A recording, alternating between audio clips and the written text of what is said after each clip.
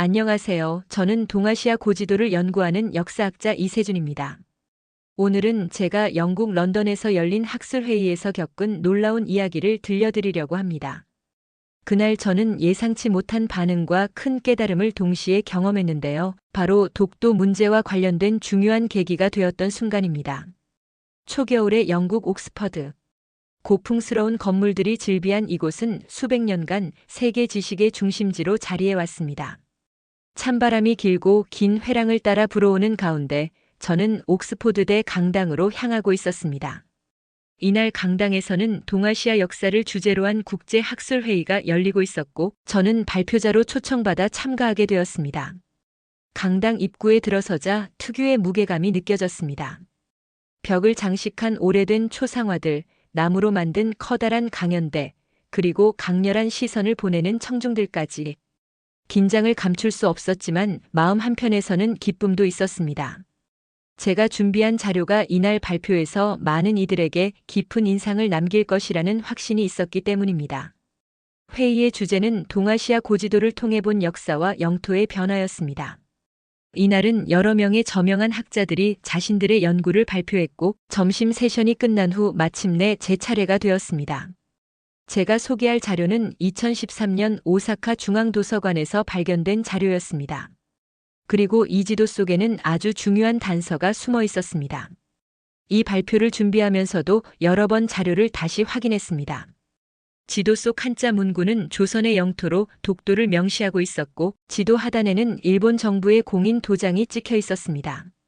저는 이 지도가 단순히 역사적 유물 이상의 의미를 가지고 있다고 확신했습니다. 독도 문제를 둘러싼 논쟁에서 중요한 증거로 작용할 가능성이 있었으니까요. 자, 준비한 대로만 하면 돼. 스스로를 다독이며 강연대에 섰습니다. 강당에는 이미 수많은 학자들과 연구자들이 자리하고 있었고 모두 저를 주시하고 있었습니다. 무대에 서는 순간 긴장감은 오히려 사라졌습니다. 이날 저는 진실을 밝히는 자리가 될 것이라는 신념으로 발표를 시작했습니다. 동아시아 해양 경계를 다룬 발표였지만 18세기 후반 일본에서 제작된 고지도가 스크린에 비춰지는 순간 모든 이들의 시선이 한 곳에 모였습니다. 이 지도는 동아시아 해양 경계를 매우 정밀하게 묘사하고 있습니다. 저는 다시 말을 이었습니다. 특히 여기 울릉도와 그 옆 작은 섬 이는 독도로 보입니다. 그리고 지도의 하단을 주목하십시오. 여기에 조선의 영토라는 문구가 분명히 새겨져 있습니다. 저의 이 한마디가 떨어지자 강당 안은 삽시간에 술렁이기 시작했습니다. 학자들은 스크린을 응시하며 수군거리기 시작했습니다. 일부는 노트에 급히 뭔가를 적어 내려갔고 다른 이들은 서로의 반응을 확인하며 당혹스러운 표정을 짓기도 했습니다. 정말 조선의 영토라고 적혀 있나? 이게 공식 자료라면 큰 파장이 있겠군. 작게 들려오는 속삭임 속에서 이 자료가 가진 무게감을 실감할 수 있었습니다. 발표는 단순히 고지도 하나를 소개하는 수준을 넘어 일본의 독도 영유권 주장과 정면으로 충돌하는 역사적 증거를 제시하는 순간으로 변하고 있었습니다. 가장 흥미로웠던 것은 일본 학자들의 반응이었습니다. 강당 구석에 앉아있던 그들은 말을 잃은 듯 보였습니다. 몇몇은 노트에 눈을 떨구고 있었고 다른 이들은 굳은 표정으로 서로를 힐끔힐끔 바라보았습니다. 그들의 어깨는 긴장감으로 움츠러들었고 표정에는 당혹과 불편함이 엿보였습니다. 발표를 이어가던 저는 잠시 청중을 둘러본 뒤 차분히 설명을 덧붙였습니다. 이 지도의 제작자는 일본 정부의 허가를 받은 공인지도 제작자입니다. 따라서 이 문구는 단순한 개인적 견해나 장식적인 글이 아닙니다. 이는 당시 일본 내에서도 독도가 조선의 영토로 인식되고 있었음을 보여주는 결정적 증거입니다. 제 설명은 간결했지만 강당 안에 퍼진 충격은 결코 가볍지 않았습니다. 제 발표는 점점 더 깊이 있는 분석으로 이어졌습니다. 스크린에 비춰진 지도와 하단의 문구는 단순히 독도가 조선의 영토로 표기된 사실을 넘어 당시 일본과 조선 간의 해양 경계 인식의 흐름을 보여주고 있었습니다. 당시 일본 지도 제작자들이 동아시아의 해양 경계를 어떻게 이해했는지를 보여주는 또 다른 예를 보겠습니다. 저는 다른 지도의 이미지를 스크린에 띄웠습니다. 그것은 울릉도와 독도를 중심으로 한 해양 지도였는데 동일한 문구가 더 작은 글씨로 반복적으로 새겨져 있었습니다. 이것은 같은 시기에 제작된 또 다른 일본 지도입니다. 이 지도 역시 독도를 조선 영토로 인식하고 있음을 확인할 수 있습니다. 강당 안의 분위기는 한층 더 뜨거워졌습니다. 청중들 사이에서는 이 자료가 국제사회에서 어떤 의미를 가질까? 라는 흥미 어린 대화가 오가고 있었고, 몇몇은 발표 내용을 사진으로 찍거나 빠르게 노트에 필기하는 모습이 보였습니다. 그때 한 일본 학자가 천천히 손을 들어 질문했습니다. 그의 목소리에는 약간의 떨림이 섞여 있었습니다. 이 자료가 당시 지도 제작자의 개인적 의견일 가능성도 배제할 수 없지 않습니까? 저는 미소를 띠며 침착하게 대답했습니다. 좋은 질문입니다. 하지만 이 지도가 단순한 개인의 제작물이 아닌 이유는 여기 있습니다. 이 지도의 제작자는 일본 정부의 명령을 받아 제작했으며 하단에 찍힌 공인 도장은 그 신뢰성을 증명합니다. 또한 다른 일본 지도에서도 동일한 내용이 반복된다는 점은 이 문구가 우연이 아니라 체계적인 인식을 반영한다는 것을 보여줍니다. 이 답변에 강당 안은 다시 한번 술렁였고, 일본 학자는 더 이상 추가적인 질문을 하지 않았습니다. 대신 다른 학자들이 질문을 이어가며 이 자료의 신뢰성과 의미를 더 깊이 파헤치려 했습니다. 발표가 끝난 후에도 강당의 열기는 쉽게 가라앉지 않았습니다. 발표자 주변에는 수많은 학자와 연구자가 몰려들어 자료를 더 자세히 보기 위해 질문을 이어갔습니다. 저는 이 자료를 기반으로 독도 문제를 국제사회에 알릴 방법을 고민하기 시작했습니다. 옥스포드대 학술회의 이후 저는 그날 발표된 지도의 가치를 제대로 이해하기 위해 본격적인 연구에 돌입했습니다. 발표를 진행한 옥스포드대 교수와 연락을 주고받으며 지도의 원본 이미지와 관련 문헌 자료를 추가로 요청했습니다. 지도는 단순히 독도를 조선의 영토로 표기한 것을 넘어 당시 동아시아에서 영토와 해양 경계가 어떻게 인식되었는지 보여주는 강력한 증거였기 때문입니다. 이 과정에서 저는 지도의 문구가 반복적으로 등장하는 일본의 또 다른 고지도와 사료들을 검토하며 독도가 조선의 영토로 인식되었다는 점을 뒷받침할 수 있는 자료들을 체계적으로 정리했습니다. 특히 당시 지도 제작에 관여한 일본 공직자들의 문헌도 찾아내어 그들이 조선을 동아시아 해양 경계의 중요한 기준으로 삼았음을 확인할 수 있었습니다. 그런데 연구를 진행하며 놀라운 사실을 깨달았습니다. 이 지도가 국제사회에서 학문적, 정치적으로 활용되지 못한 이유는 그저 숨겨져 있었기 때문만이 아니었습니다. 이와 같은 자료들이 존재한다는 사실조차도 알려지지 않았던 것이 문제였습니다. 그래서 저는 국제학계와 협력해 독도의 진실을 알리는 데 집중하기로 마음먹었습니다. 먼저 유엔 산하의 국제학술위원회에 이 지도를 기반으로 한 논문을 제출했고, 발표 내용과 관련된 사료들을 포함시켜 철저한 검토를 요청했습니다. 국제적으로 영향력 있는 학자들과의 협력도 필수적이었습니다. 독일, 미국, 일본의 역사학자들에게 자료를 공유하며 그들의 객관적인 검토와 의견을 구하기 시작했습니다. 그 결과 일본 학자들 중 일부 양심 있는 학자들이 이 자료가 가진 신뢰성과 학문적 가치를 인정하기 시작했습니다. 이 지도는 당시 일본에서도 독도를 조선 영토로 인식하고 있었음을 증명하는 강력한 자료입니다. 학문적 논의에서는 인정할 수밖에 없다고 생각합니다. 이처럼 국제학계에서 점차 독도의 역사적 진실이 공론화되기 시작했습니다. 하지만 이러한 움직임은 일본 정부의 반발을 불러일으켰습니다. 일부 보수 매체들은 이 연구를 폄하하려 했고, 일본 정부 관계자들은 자료의 신뢰성을 의심하며 반박 성명을 내놓았습니다. 그러나 저는 국제적으로 검증된 자료와 학문적 논리를 바탕으로 이들의 반박에 대응했습니다. 그 결과 유엔 산하의 역사 전문가 검토 그룹에서 이 자료를 공식적으로 인정하며 독도가 조선 영토로 인식되었다는 점을 명시한 보고서를 발표하게 되었습니다. 이 보고서는 이후 독도 문제를 국제사회에 알리는 데 중요한 역할을 했습니다. 이 과정을 통해 저는 확신할 수 있었습니다. 진실은 때로는 시간이 걸리더라도 반드시 드러난다는 것을요. 유엔 산하의 역사 전문가 검토 그룹에서 이 자료를 인정받기까지 과정은 결코 쉽지 않았습니다. 특히 일본 측의 반발은 예상보다 더 거셌습니다. 일본 정부는 이 자료가 국제사회에 공론화되는 것을 막기 위해 모든 수단을 동원했습니다. 그들은 학술적 논리가 아닌 자료의 출처에 대한 의문을 제기하며 신뢰성을 흠집내려고 했습니다. 지도는 과연 원본인가? 조선의 영토라는 문구가 후대에 추가된 것은 아닌가? 일본의 일부 학자와 보수 매체는 이런 의문을 제기하며 반박 자료를 준비하려고 했습니다. 하지만 그들의 주장은 국제학계의 엄격한 검토 과정에서 힘을 잃어갔습니다. 저와 국제학자들은 이 지도의 진위를 입증하기 위해 더욱 철저히 연구를 진행했습니다. 지도의 제작 연대와 원본 상태를 검증하는 데에 필요한 과학적 분석을 도입했고, 일본 오사카 중앙도서관에서 제공받은 원본 기록과 대조 작업을 거쳤습니다. 이 과정에서 지도의 모든 요소가 원본 그대로 유지되어 있다는 점이 입증되었습니다. 특히 지도 하단의 공인 도장은 당시 일본에서 정부가 인증한 지도 제작에 사용된 것과 동일한 형태임을 확인할 수 있었습니다. 이 검증 결과는 일본 학계에도 큰 파장을 일으켰습니다. 일본 내부의 일부 양심적인 학자들조차 더 이상 이 지도의 신뢰성을 부정할 수 없었습니다.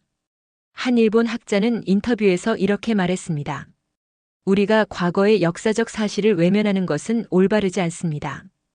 이 지도는 독도를 조선의 영토로 인정했던 당시 일본의 관점을 분명히 보여줍니다. 이러한 학문적 인정과 객관적 검증 과정을 통해 유엔 산하의 보고서가 발표되었을 때 국제사회는 독도 문제를 새로운 시각으로 보기 시작했습니다. 이 보고서는 일본의 독도 영유권 주장을 학문적, 국제법적으로 반박하는 중요한 문서로 자리 잡았습니다.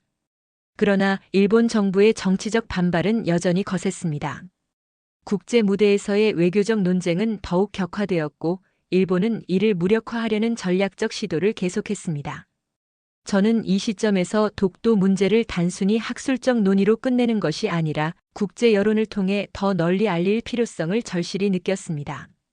그리하여 저는 주요 국제 학술지에 논문을 발표하고 국제 컨퍼런스에서 이 자료와 연구 과정을 공개하며 독도 문제의 본질을 세계에 알리기 위한 활동을 본격적으로 시작했습니다. 또한 여러 나라의 주요 언론과 인터뷰를 진행하며 이 지도가 가지는 역사적 의미를 대중에게 쉽게 전달하는 데에도 주력했습니다. 이 모든 과정은 쉽지 않았지만 제가 믿었던 신념 하나는 확고했습니다.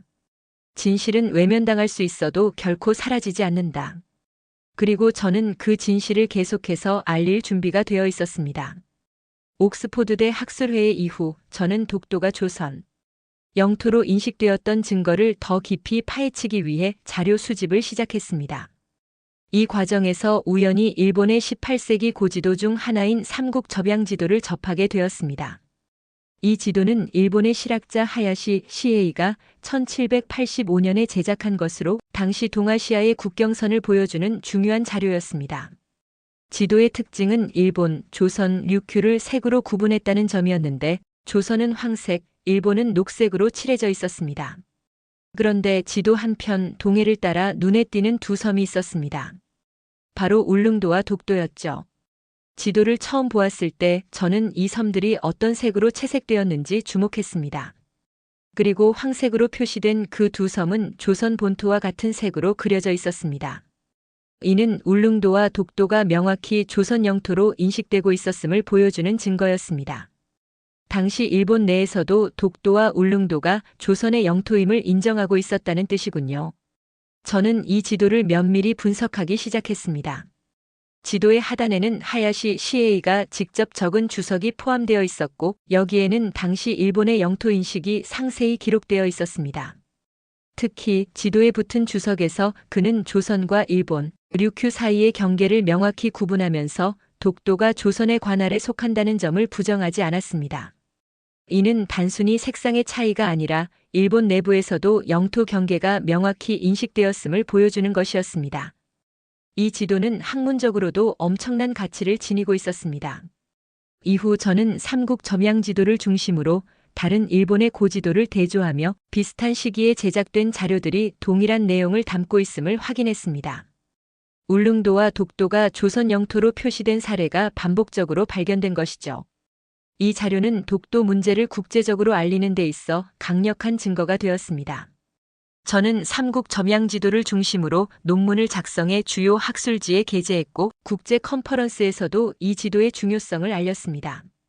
발표 자리에서 이 지도를 스크린에 띄운 순간 청중들은 숨죽이며 지도를 바라봤습니다. 이 지도는 일본 스스로 독도를 조선의 영토로 인정했음을 보여주는 중요한 자료입니다. 저의 발표는 큰 반향을 일으켰습니다. 일본 측 참석자들조차 지도의 신뢰성을 부정할 수 없었고 일부는 조심스럽게 이를 인정하는 발언을 하기도 했습니다. 삼국 점양 지도는 저에게 연구자로서의 길을 더욱 분명히 해주었습니다. 이를 통해 저는 독도의 역사적 진실을 밝히는 일이 단순히 과거를 논하는 데 그치지 않고 오늘날 우리가 가져야 할 정의와 진실의 태도를 보여주는 일임을 깨닫게 되었습니다. 저는 이 자료와 함께 다른 학문적 증거를 모으며 독도 문제를 국제사회에 알리는 데 전념하고 있습니다. 진실은 숨겨질 수 있지만 결코 사라지지 않는다는 믿음을 가지고요. 삼국 점양 지도를 분석하던 중 저는 비슷한 시기에 제작된 다른 일본의 고지도들도 함께 살펴보았습니다. 그러면서 더욱 놀라운 사실을 발견했습니다. 삼국 점양 지도뿐만 아니라 여러 지도에서 일관되게 독도와 울릉도가 조선 영토로 표기되어 있었던 것입니다.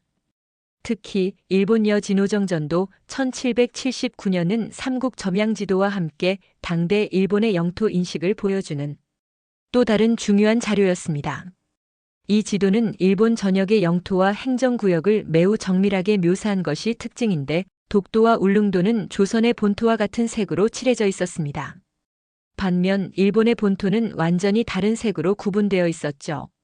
이 단순한 색상의 차이는 당시 일본이 독도와 울릉도를 자신들의 영토로 인식하지 않았음을 보여주는 강력한 증거였습니다. 또한 대일본 국전도 1892년에서도 동일한 양상이 나타났습니다. 이 지도 역시 일본 본토와 류큐 열도를 명확히 채색했지만 독도와 울릉도는 채색되지 않았습니다. 이러한 표현은 일본이 1895년 시마네현 고시 이전까지 독도를 일본 영토로 간주하지 않았다는 것을 분명히 보여줍니다. 단순히 하나의 지도가 아닌 여러 자료에서 반복적으로 확인되는 점은 학문적으로 큰 의미를 갖습니다. 저는 이렇게 말하며 발표 자료를 정리하기 시작했습니다. 각 지도마다 독도와 울릉도를 조선 영토로 표시한 방식을 비교하며 당시 일본 사회에서의 영토 인식을 더욱 체계적으로 분석했습니다. 이 연구 과정에서 저는 독도의 역사적 지위에 대한 이해가 단순한 역사적 기록 이상의 의미를 지닌다는 것을 깨달았습니다. 이는 조선과 일본 간의 관계, 당시 동아시아의 국제 질서, 그리고 해양 경계를 둘러싼 인식을 모두 아우르는 문제였던 것입니다. 이 지도들에 대한 발표는 학문적 파장을 일으켰습니다. 저는 국제학회에서 삼국 점양 지도와 개정, 일본 여진오정전도 그리고 대일본 국전도를 나란히 스크린에 띄우며 이렇게 설명했습니다. 이 지도들은 각기 다른 시기에 제작되었지만 모두 한 가지 공통점을 보여줍니다. 독도와 울릉도가 조선 영토로 인식되었다는 점입니다. 이는 당시 일본에서도 분명히 독도가 조선의 땅임을 인정했다는 증거입니다. 강연이 끝난 후 학회 참석자들은 저를 둘러싸고 지도에 대해 더욱 자세히 묻기 시작했습니다. 특히 일본 학자들조차 이러한 자료의 존재와 일관성에 대해 놀라움을 금치 못했습니다.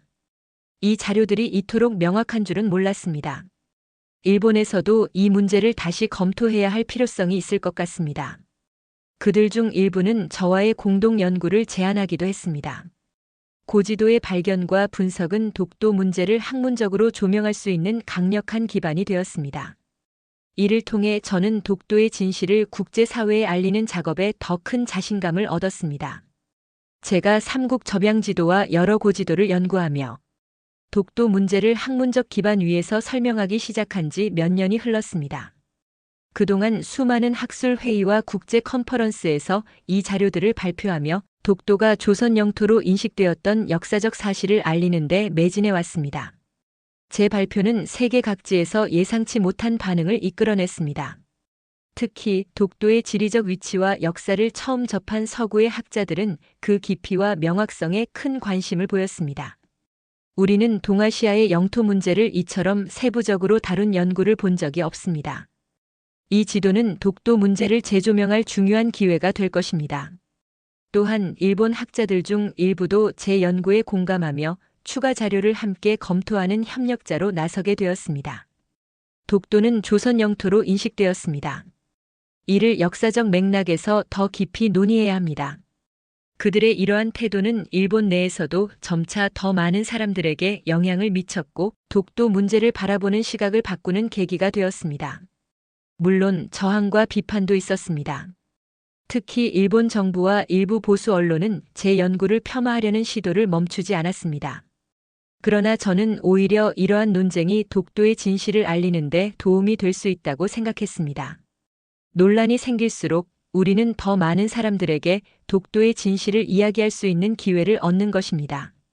저는 이 신념을 바탕으로 학문적 검증을 더욱 철저히 하고 국제학회와 언론 인터뷰를 통해 독도 문제의 중요성을 계속 강조했습니다. 제가 독자의 입장에서 시작한 이 여정은 이제 전 세계적인 논의로 확장되었습니다. 독도가 단순히 하나의 작은 섬이 아닌 역사적 진실과 정의를 상징하는 공간이라는 것을 알리는 데 기여할 수 있었던 것이 제게는 큰 보람이었습니다. 진실은 시간을 필요로 하지만 결코 사라지지 않습니다. 이 말은 제가 항상 연구를 이어가며 마음속에 품었던 신념이었습니다. 그리고 이 믿음이야말로 저를 앞으로 나아가게 하는 원동력이었습니다. 독도 문제를 해결하는데 제가 모든 답을 제공할 수는 없을지도 모릅니다.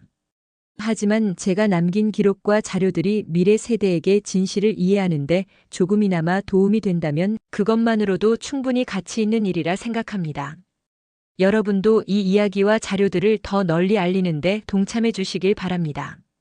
우리의 작은 관심이 모여 독도의 진실을 세계에 더 널리 알릴 수 있습니다. 독도는 우리의 역사이자 세계가 알아야 할 진실입니다. 이야기가 재미있었다면 구독과 좋아요 부탁드립니다. 영상 제작에 큰 힘이 됩니다.